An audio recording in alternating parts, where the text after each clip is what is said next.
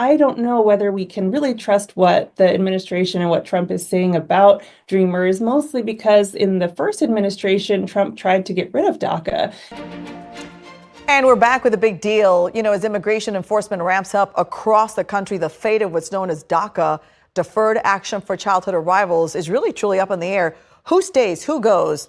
Nobody knows. Under the Obama-era program created back in 2012, undocumented immigrants who were brought to the U.S. as children, have to point that out, are protected from deportation and granted work authorization. Currently, take a look right there, there are more than 500,000 DACA recipients in the U.S., with the majority of them living in Texas and California. You see the color variation there on that map. You may hear different statistics on this figure. We have seen the numbers fluctuate, but the number we just mentioned, 500,000, refers to active recipients. Most of them are, as you can imagine, on edge, bracing for potential challenges to their status as President Donald Trump, who tried to kill the program during his first term, targets immigrants who are living in the country illegally. Spectrum News reporter Jeff Allen talks to one concerned DACA student in Florida and has this report. Through the Hope Community Center, Sylvia Ruiz Villanueva counsels dozens of young people who've moved to the United States. She says many of them are now worried after President Trump announced schools were not off limits to immigration raids. She says one student said a teacher at a Central Florida high school told her students this. If ICE ever steps into this building or into this room, U.S. students do not say anything. You have your right to remain silent, and I, as the adult, will do the talking. And I think it's something that we never imagined. Ruiz knows well the fear some students are facing. She and her mother left Mexico 20 years ago to join her father in Florida. Ruiz has been able to go to school and work in the U.S. because of DACA, or Deferred Action for Childhood Arrivals. But with DACA's future in the courts uncertain and immigration enforcement ramping up at the state and federal levels, she's worried about her future. It really puts me in a position where at any moment my status can be deemed invalid. Through the Hope Community Center, she helps students who've aged out of local public schools and have legal asylum to be in the U.S. to continue their DACA-required education. This group usually is very perfect attendance, high in attendance. Yesterday, I think a little less than half of our students showed up.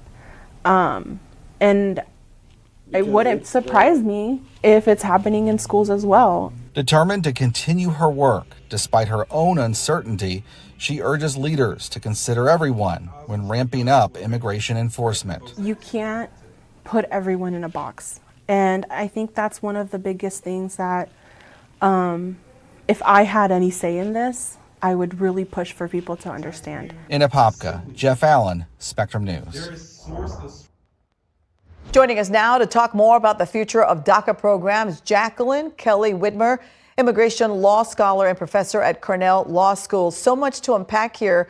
So first of all, DACA recipients here in the United States, their entire lives almost, they contribute a lot of money, $45 billion annually to our economy here in the U.S., doing essential jobs in healthcare, education, food supply chains. As our producers were doing the research for this story, they're all in limbo right now. So to you, my question is, what are you hearing from the legal community? Is pro bono work involved in some of the communities offering help right now?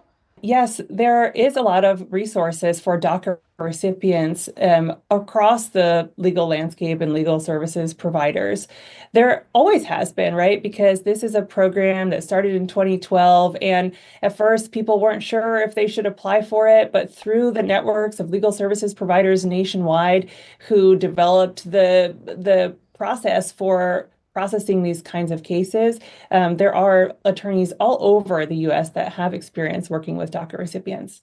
That story that we just saw right there, that center, it's in a place called Apopka. It's about, I would say, 30 minutes from Orlando. So our viewers watching have a sense of where this is happening. And I bring that up because I want to hear from you. What are you hearing where some of the most requests are being received right now for some sort of guidance when it comes to the law? Is it the state of Florida? Is it California, Texas, New York, beyond?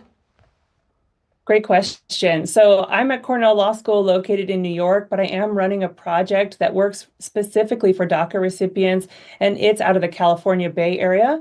And so I have a lot of experience working with DACA folks in those areas, but also I'm receiving requests for information from people all over. So you pointed out earlier some of the states that have the highest concentration of DACA recipients. There are a lot of DACA recipients in Florida as well.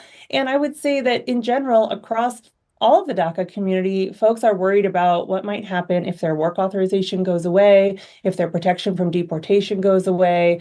That's the real concern. I want to share something with our viewers. So between him winning in November, right, the presidential election, between that period and the inauguration, President Trump said this about DACA. Watch. The Dreamers are going to come later, and we have to do something about the Dreamers because these are people that have been brought here at a very young age, and many of these are middle-aged people now. They don't even speak the language of their country. And yes, we're going to do something about the Dreamers. What does that mean? And what are you going to do? I will work with the Democrats on a plan. Okay, so am I naive here? Am I looking at the world through rose-colored glasses? Could those comments be a glimmer of hope, do you think, for DACA recipients? Well, the comments are relatively accurate in describing DACA recipients, right? They are people who've been here since they were children, sometimes the majority of their lives. Many of them are middle-aged now. Most have families, right? And they're really integrated into our communities. However, I don't know whether we can really trust what the administration and what Trump is saying about Dreamers, mostly because in the first administration, Trump tried to get rid of DACA and do away with it. And we do see some pretty harsh actions on immigration in other realms.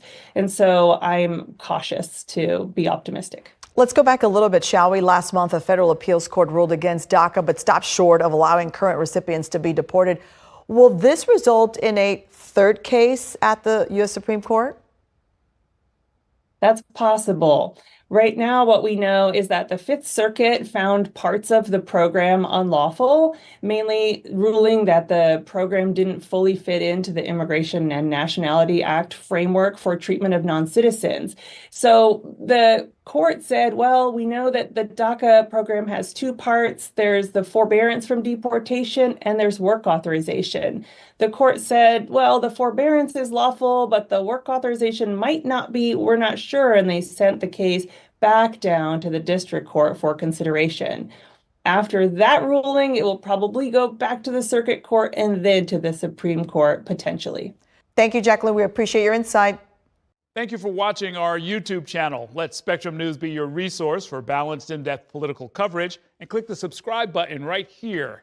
You can also download our app or watch us on TV to learn more about the candidates, where they stand on the issues, and more. We'll see you then.